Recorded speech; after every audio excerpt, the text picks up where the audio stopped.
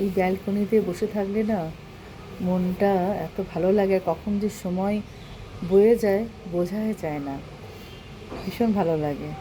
চারিদিকে তো সবুজ আছেই, নানা রকম গাছালি, এবং আমার বাড়িতেও কিছু রয়েছে।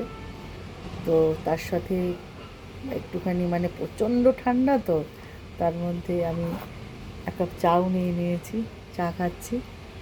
তো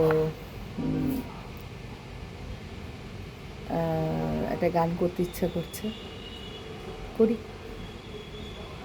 ওদের কথা শুনে বকুল হাসে, কই তাহার মতো তুমি আমার কথা হাসুন না তো।